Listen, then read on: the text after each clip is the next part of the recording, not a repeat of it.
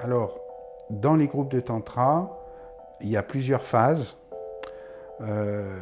Comme bien souvent dans la vie moderne, on est très très agité, on fait plein de choses à toute vitesse, le mental est très agité, il y a beaucoup de surmenage, etc. Et les personnes arrivent comme ça, un peu chamboulées, un peu dans tous les sens. Donc il y a déjà des premières pratiques pour se poser, pour, euh, pour sortir un petit peu aussi le trop-plein des émotions, de l'agitation, etc. Alors on va utiliser des étirements, des jeux de voix, de paroles, des danses, toutes sortes d'expressions pour libérer le mouvement, la parole et la spontanéité, etc. Ensuite, il va y avoir un moment de recentrage, de silence, pour, après avoir beaucoup activé l'énergie, se recentrer, un retour à soi avant de rencontrer l'autre. Ensuite, le tantra, bien sûr, va nous proposer toutes sortes de façons de se rencontrer à deux. Ça peut être par la parole, ça peut être juste par le regard, ça peut être bien sûr par le toucher, juste le contact des mains, ça peut être le toucher qui intègre le massage.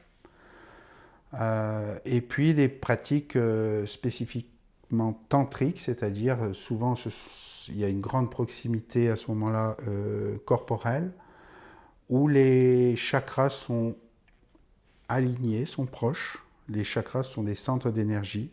Et en fait, il va y avoir un mouvement d'énergie, en fait, un, comme une connexion de ces centres d'énergie avec l'autre. Donc, il y aura tout un tissage de ces énergies et voilà, l'évolution va se faire à ce niveau-là. Donc, les pratiques tantriques, donc intercalées souvent par des danses. Alors, ce sont des danses d'expression, ce ne sont pas des danses de salon, bien sûr. Ce sont des danses pour libérer le mouvement, libérer l'énergie et la spontanéité et la joie qui va avec, la joie de danser, de retrouver le corps libre. Régulièrement des temps de parole, de partage par la parole, où chacun est amené à exprimer son ressenti au fil des pratiques. Et parfois, ce qui est exprimé, eh bien, c'est des difficultés.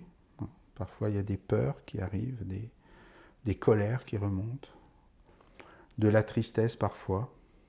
Alors bien sûr, aussi des moments de joie, de plénitude, de paix profonde, mais c'est rarement un long fleuve tranquille.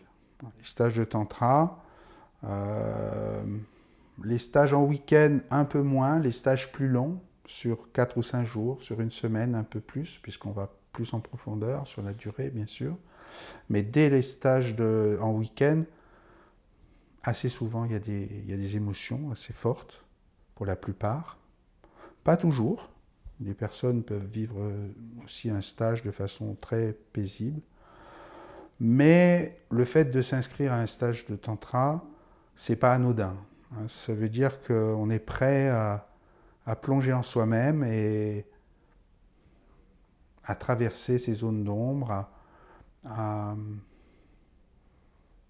à être face à soi-même dans sa, oui, dans sa vérité, dans ce que l'on porte en soi véritablement. Et si on est en couple, alors parce que des personnes viennent dans les stages de tantra en étant d'emblée en couple, euh, pour différentes raisons, soit pour renforcer le couple et harmoniser le couple, trouver d'autres façons de se rencontrer, soit parce que ce couple est en crise et souhaite trouver une issue, une transformation, peut-être des techniques qui vont permettre peut-être de se retrouver, de rester ensemble ou éventuellement de se séparer. Les deux sont possibles. Donc dans les groupes de tantra, il y a des groupes qui se font, qui se créent, il y a des qui se renforcent, et puis il y a des couples qui se défont aussi, des personnes qui se séparent.